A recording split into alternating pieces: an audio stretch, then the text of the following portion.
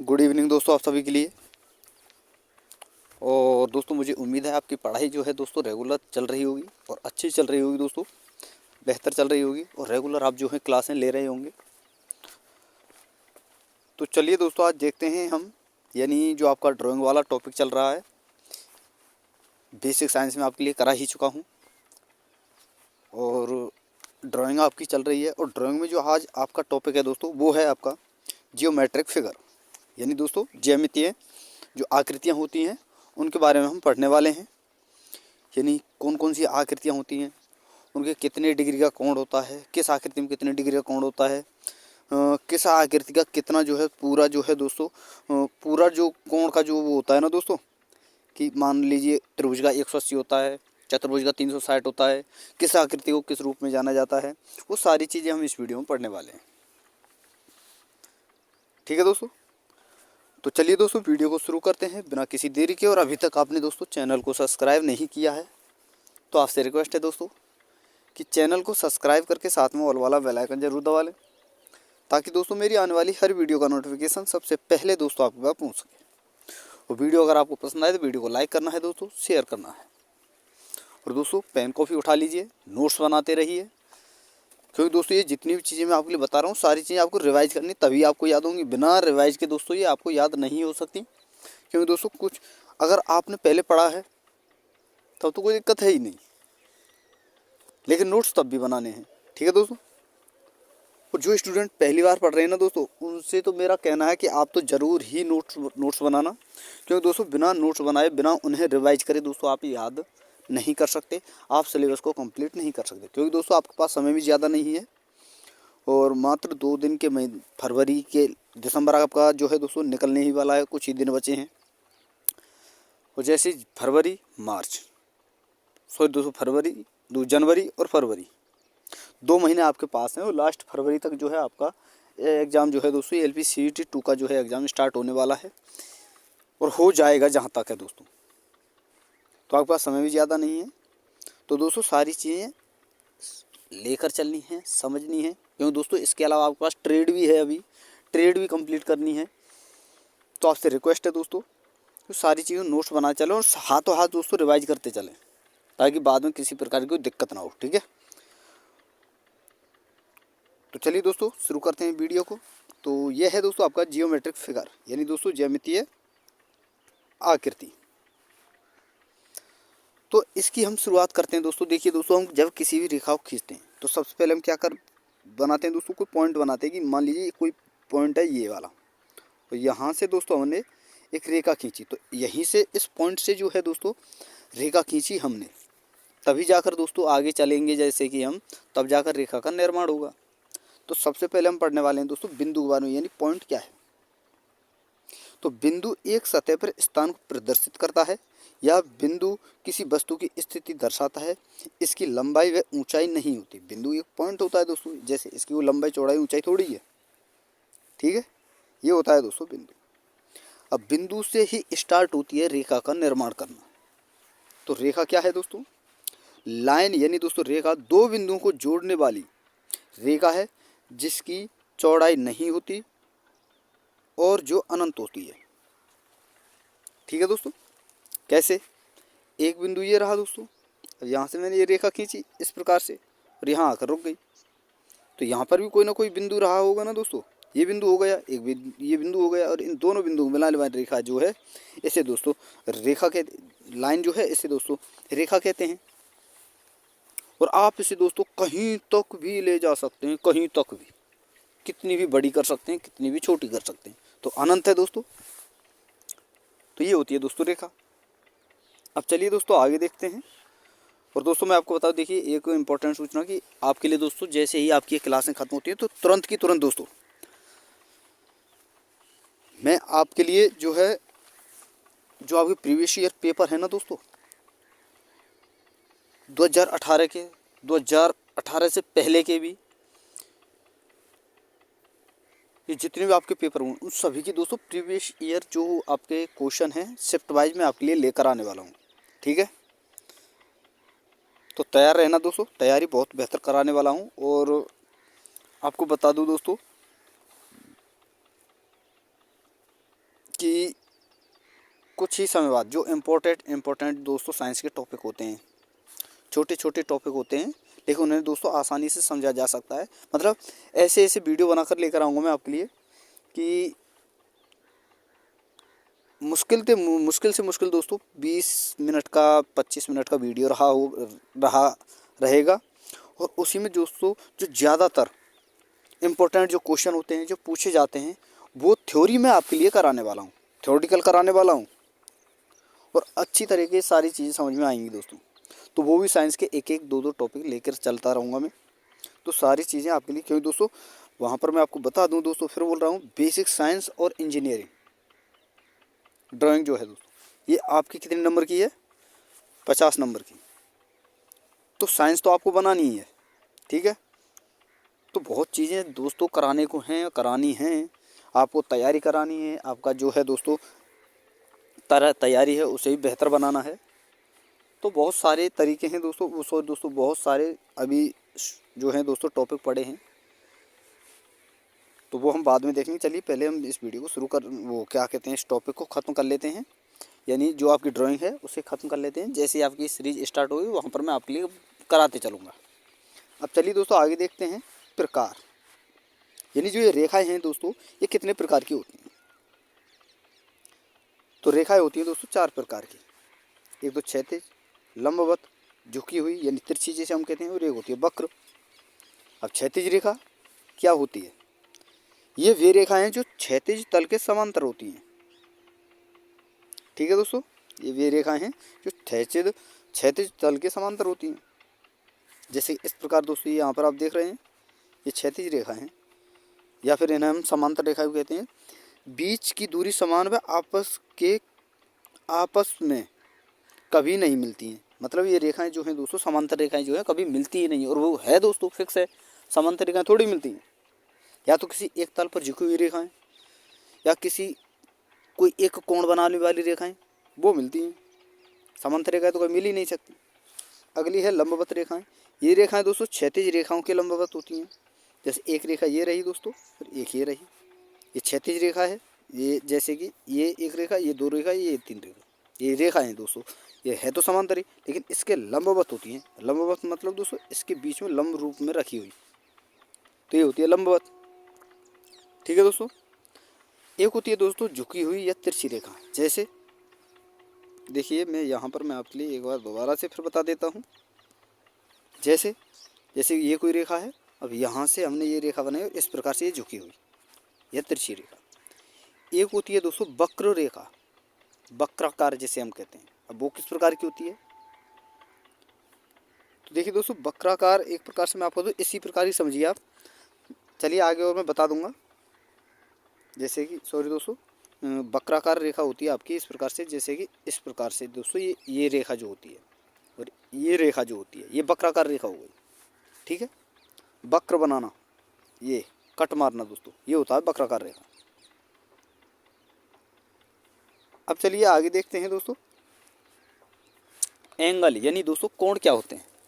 देखिए दोस्तों हमने बिंदु के बारे में पढ़ लिया, रेखा के बारे में पढ़ लिया, अब बात करेंगे कोणों के बारे में कि कोण कितने प्रकार के होते हैं, कैसे कैसे कोण बन सकते हैं। तो देखिए दोस्तों सबसे पहले हम बात करेंगे एंगल यानी कोण।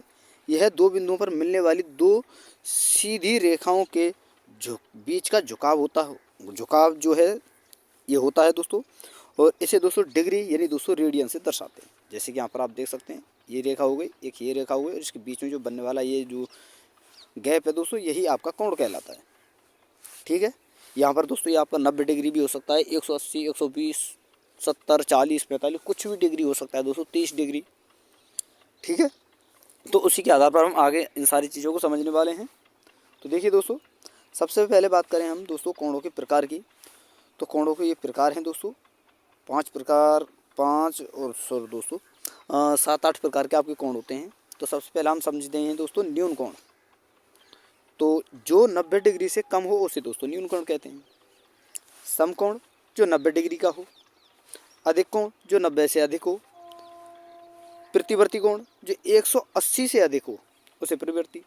आसन कोण ये क्या होता है दोस्तों, रेखाओं के दोनों ओर स्थित जो कोण होते हैं दोस्तों उन्हें कहते हैं दोस्तों जैसे आसन कोण। जैसे कि यहाँ पर आप देख सकते हैं ये कोई 90 डिग्री के पर कोण है दोस्तों।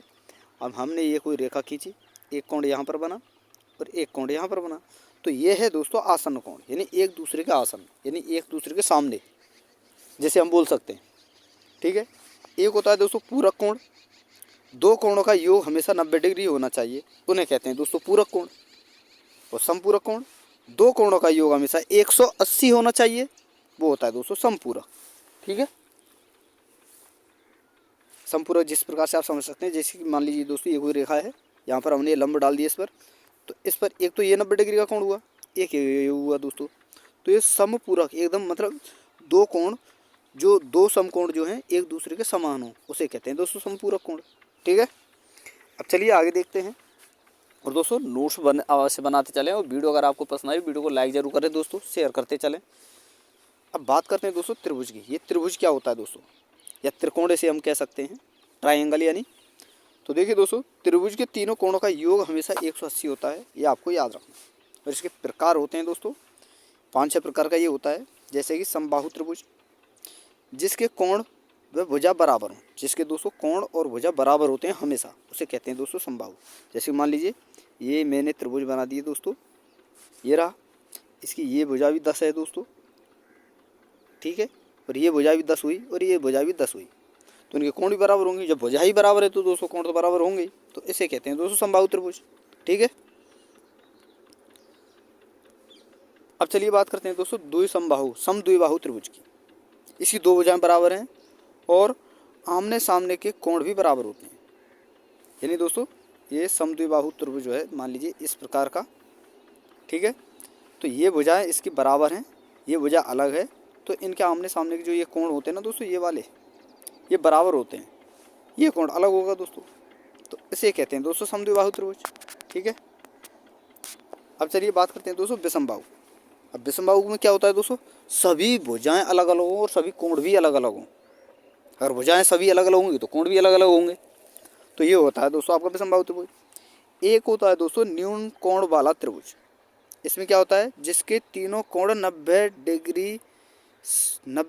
डिग्री से कम हों, उसे कहते हैं दोस्तों न्यून कोण वाला त्रिभुज। जैसे कि यहाँ पर ये 40 डिग्री है, 75 डिग्री है, 65 डिग्री है, टोटल हुआ 180 डिग्री।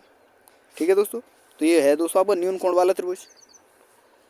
अब चलिए आगे देखते हैं दोस्तों। और दोस्तों प्लीज़ आपसे रिक्वेस्ट है, वीडियो अच्छी लग रही हो, समझ में अच्छी आ रही हो, तो दोस्तों आपसे रिक्वेस्ट है वीडियो को लाइक जरूर करते चलें, शेयर करते चलें। और अभी तक जो स्टूडेंट पहली बार चैनल को विजिट कर रहे हैं और उन्होंने चैनल को सब्सक्राइब नहीं किया है, तो चैनल को सब्सक्राइब करके साथ में ऑल वाला बेल आइकन जरूर दबा लें दोस्तों, ताकि मेरी आने वाली हर वीडियो का नोटिफिकेशन सबसे पहले दोस्तों आपके पास पहुंच सके। तो चलिए दोस्तों आगे देखते हैं। एक अधिक कोण वाला त्रिभुज, यानी एक अधिक कोण हो जिस त्रिभुज में, वो उस त्रिभुज की हम बात करने वाले हैं दोस्तों, जिसमें कोई दो कोण तो न्यून हो और एक अधिक कोण हो, जिसका कोई एक कोण 90 डिग्री से कम हो। ठीक है दोस्तों। और एक हो दोस्तों 90 डिग्री से अधिक, दो चाहे न्यून हो, यहाँ पर गलत लिख चुका है दोस्तों, ये एक कोण अधिक हो, बाकी दो जो कोण हैं वो न्यून कोण हो। ठीक है। इस प्रकार से होता है। एक होता है दोस्तों समकोण, जिसका एक कोण 90 डिग्री का हो दोस्तों, जैसे इस प्रकार से होता है दोस्तों ये समकोण। दोस्तों सॉरी, ये दोस्तों आपका समकोण है, ये 90 डिग्री का कोण होता है इस प्रकार से। ठीक है। अब बात करते हैं दोस्तों, देखिए हमने वृत्त पढ़ लिया, रेखाएं पढ़ ली, वृत्त तो नहीं पढ़ा है दोस्तों अभी, रेखाएं पढ़ ली, बिंदु, और दोस्तों आपका जो है त्रिभुज हमने पढ़ ही लिया। अब बात करते हैं दोस्तों चतुष्कोण की। ये चतुष्कोण क्या होता है, तो देखिए दोस्तों ये भी कई प्रकार के होते हैं, और सबसे पहले हम समझते हैं कि चतुष्कोण है क्या। तो देखिए दोस्तों, जिसके चार भुजा हों और चारों कोणों का योग जो है दोस्तों 360 डिग्री हो, उसे कहते हैं दोस्तों चतुष्कोण। ये दोस्तों कई प्रकार का होता है, जैसे वर्ग के रूप में, एक आयत के रूप में भी होता है, एक समचतुर्भुज, समलंब चतुर्भुज, इस प्रकार से होते हैं, समांतर चतुर्भुज। तो सबसे पहले हम बात करते हैं दोस्तों वर्ग की। तो इसके चारों कोण बराबर हों, अगर चारों कोण बराबर हैं तो चारों भुजाएं बराबर होंगी। तो इस प्रकार से दोस्तों ये, और यहाँ पर आप देख सकते हैं ये भी 90 डिग्री का है, ये 90 डिग्री का, ये भी 90 डिग्री का और ये भी 90 डिग्री का, तो 360 हुआ ना दोस्तों टोटल। और दोस्तों आपको बता दूं, जिस किसी भी त्रिभुज हो चाहे आयत हो, अगर उसके सभी कोण रेखा जो भुजाएं हैं वो समान होंगी, तो आपको याद रखना है दोस्तों हमेशा कोण भी समान होंगे। ठीक है, अब चलिए दोस्तों आगे देखते हैं। आयत, इसकी दो भुजा, जिसकी दो भुजा समान हो, जैसे ये भुजा इसके समान है और ये भुजा इसके समान है, लेकिन दोस्तों जो कोण है वो 90 डिग्री पर ही होगा दोस्तों, ये आपको याद रखना है। अब बात करते हैं दोस्तों विषम कोण यानी दोस्तों समचतुर्भुज की। तो ये क्या है दोस्तों, चारों भुजा समान होती हैं लेकिन सम्मुख कोण समान होते हैं और दो विकर्ण भी होते हैं जो एक दूसरे को 90 डिग्री पर काटते हैं। जैसे कि यहाँ पर आप देख सकते हैं दोस्तों, ये रहा आपका, ये है आपका विषम कोण या फिर दोस्तों आप बोल सकते हो समचतुर्भुज। ठीक है दोस्तों, इसमें क्या होगा दोस्तों, कोण ए कोण डी के बराबर होगा, कोण बी कोण सी के बराबर होगा, कोण और भुजा ए बी बराबर होगी दोस्तों भुजा सी डी के, और भुजा ए सी बराबर होगी दोस्तों आपकी बी डी के। ठीक है दोस्तों, अब चलिए दोस्तों आगे देखते हैं समांतर चतुर्भुज। इसमें क्या है दोस्तों, आमने सामने की भुजा बराबर है और सम्मुख कोण समान हो, तो उसे कहते हैं दोस्तों समांतर चतुर्भुज। जैसे दोस्तों ये भुजा इसके समान है, ये आमने सामने भुजा समान है, ये दोस्तों विकर्ण भी इनके बराबर हैं दोस्तों, तो इन्हें कहते हैं दोस्तों समांतर चतुर्भुज। ठीक है, अब चलिए दोस्तों आगे देखते हैं। एक होता है दोस्तों आपका समलंब या समद्विभाजित चतुर्भुज, जिसमें ये क्या होता है दोस्तों, जिसमें चारों भुजा भिन्न हो और केवल दो भुजा समांतर हो, तो ये होता है आपका समलंब चतुर्भुज या समद्विभाजित चतुर्भुज, इसे हम बोल सकते हैं। और यहाँ पर आप देख सकते हैं इस प्रकार से होता है, भुजा ए जो है दोस्तों बी के सर्वांग सम होती है और ये इनमें बीच में लंब होता है दोस्तों, इसीलिए दोस्तों हम इसे समलंब भी बोलते हैं। ठीक है दोस्तों, तो ये आपको याद रखना है। आगे बात करते हैं दोस्तों, एक होता है दोस्तों ट्रिपेंजियम या दोस्तों पतंगाकार, जिसे हम बोल सकते हैं। तो देखिए दोस्तों ये किस प्रकार का होता है, ये इस प्रकार का होता है जिसकी कोई भी दो भुजा एक दूसरे के बराबर हो, कोई भी दो भुजा, जैसे यहाँ पर ए सी सर्वांग सम यानी दोस्तों समांतर है बी डी के, तो इस प्रकार से आप यहाँ समझ सकते हो। अब चलिए दोस्तों आगे देखते हैं वृत्त। देखिए दोस्तों बिंदु, रेखा, त्रिभुज, आयत यानी चतुर्भुज जिसे हम कहते हैं, सारी चीज़ें समझा दी। अब बात करेंगे दोस्तों वृत्त की। तो देखिए दोस्तों वृत्त क्या है इसके बारे में हम समझते हैं। तो देखिए दोस्तों किसी एक बिंदु से इस बिंदु के चारों ओर खींची गई रेखा से बनी आकृति जो है दोस्तों वो आपकी वृत्त कहलाती है, ये आपको याद रखना है। और ये आपका वृत्त है सामने यहाँ पर दोस्तों, ओ पी और ये क्यू पॉइंट बीच में जो बिंदु है ये पॉइंट है, यानी इसे हम क्यू मान सकते हैं, यानी क्यू पी भी त्रिज्या होगी और क्यू ओ क्यू पी अगर तीनों को मिला दें तो ये आपका व्यास बन जाएगा दोस्तों किसका, वृत्त का। अब बात करते हैं दोस्तों वृत्त के भी कई पार्ट होते हैं, त्रिज्या होती है, व्यास होता है। त्रिज्या होती है दोस्तों, जैसे मान लीजिए ये कोई वृत्त है, इस बिंदु से ये जो आपकी त्रिज्या होगी दोस्तों, अगर इस पूरे बिंदु को अगर इस प्रकार से मिला दिया है तो ये आपका व्यास होगा। ठीक है, अब बात करते हैं दोस्तों परिधि की। तो बिंदु के चारों ओर वृत्त के रूप में खींची गई जो रेखा होती है वो परिधि कहलाती है, जैसे ये वाली, ये दोस्तों आपकी परिधि कहलाती है।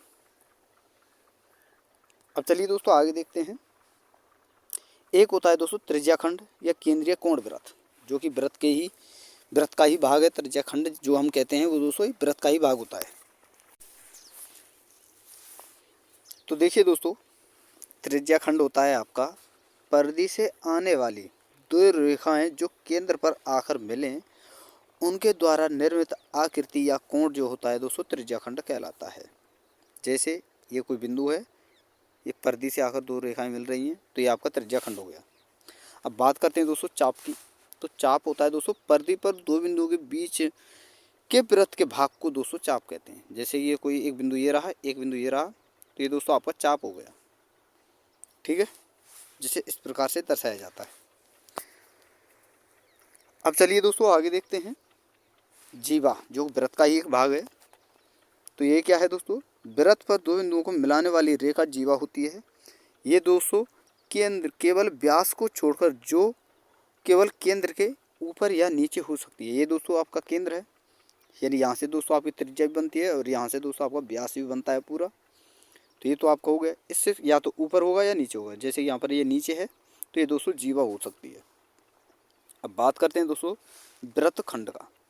चाप व जीवा से बनी आकृति दोस्तों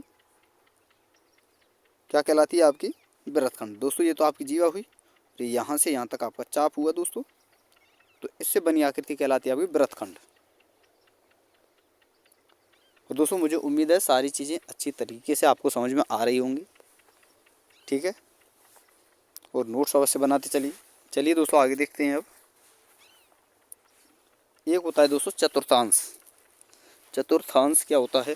तो देखिए दोस्तों, वृत्त में अंदर जब दो रेखाएं एक दूसरे को 90 डिग्री पर काटें और उनके द्वारा बने हिस्से यानी क्वाड्रेंट जो हैं, हिस्से जो होते हैं दोस्तों वो क्वाड्रेंट यानी दोस्तों चतुर्थांश कहलाते हैं। जैसे यहाँ पर इस प्रकार से आप देख सकते हैं। तो ये दोस्तों एक रेखा इस प्रकार, एक इस प्रकार, 1 2 3 4, ये 4 चतुर्थांश होते हैं हमारे। और एक वृत्त में 4 क्वाड्रेंट होते हैं, जैसे कि यहाँ पर मैंने आपके लिए बता दिया। अब बात करते हैं दोस्तों अर्धवृत्त की। तो देखिए दोस्तों, वृत्त के आधे हिस्से को अर्धवृत्त कहते हैं, या व्यास द्वारा वृत्त के बने 2 खंडों में से किसी एक खंड को अर्धवृत्त कह सकते हैं। जैसे यहाँ पर आप देख सकते हैं, ये दोस्तों अर्धवृत्त ही तो है। तो चलिए दोस्तों अब आगे देखते हैं। एक होता है दोस्तों संकेंद्रित वृत्त। ये एक ही बिंदु से बने एक से अधिक वृत्त जो हैं दोस्तों होते हैं, यानी एक ही बिंदु पर एक ही बिंदु के आधार को एक ही बिंदु को आधार मानकर कई सारे वृत्त बनाए जाएं, ठीक है दोस्तों। ये होता है आपका, लेकिन बराबर हो दूराई पर, लेकिन उसके चारों ओर की जो दूरी है दोस्तों वो हमेशा बराबर हो। अब बात करते हैं दोस्तों उत्केंद्र वृत्त की। ये वे एक से अधिक वृत्त हैं जिनके केंद्र समान ना हो, ठीक है दोस्तों। जैसे कि आप इस प्रकार से आप देख सकते हैं।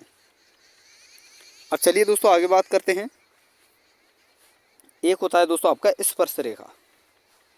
किसी वृत्त पर खींची गई स्पर्श रेखा और व्यास के मिलने से 90 डिग्री पर बना 90 डिग्री दोस्तों मिलने से 90 डिग्री का कोण बनता है। लेकिन वृत्त पर या परिधि पर जो रेखा खींची गई है उसे दोस्तों स्पर्श रेखा कहते हैं। जैसे ये कोई वृत्त है, ये इसको स्पर्श करती हुई ये रेखा हुई, तो इस पर रेखा पर जो ये कोण बना है दोस्तों, ये जो कोण बना है ये दोस्तों 90 डिग्री का है, और इसे ही दोस्तों हम स्पर्श रेखा कहते हैं। इस रेखा को स्पर्श रेखा कहते हैं। यहाँ पर आप दोस्तों मैं आपको बताऊं, देखिए ये रहा LA एक स्पर्श रेखा, ये जो है LA ये एक स्पर्श रेखा है, ठीक है दोस्तों। तो ये जो आपका टॉपिक था दोस्तों ज्यामितीय आकृतियों वाला यानी जियोमेट्रिक फिगर वाला, ये आपका समाप्त हो चुका है। यही सारी चीज़ें इससे पूछी जाती हैं, जो कि दोस्तों बहुत ही नॉर्मल और बहुत सरल टॉपिक आपका होता है। और दोस्तों वीडियो अगर आपको पसंद आई तो वीडियो को लाइक ज़रूर कर दें, शेयर कर दें, और अभी तक आपने दोस्तों चैनल को सब्सक्राइब नहीं किया तो चैनल को सब्सक्राइब करके साथ में ऑल वाला बेल आइकन जरूर दबा लेना, ताकि दोस्तों मेरी आने वाली हर वीडियो का नोटिफिकेशन सबसे पहले दोस्तों आपके पास पहुंच सके। तो थैंक यू दोस्तों, धन्यवाद। फिर मिलते हैं एक नई वीडियो के साथ।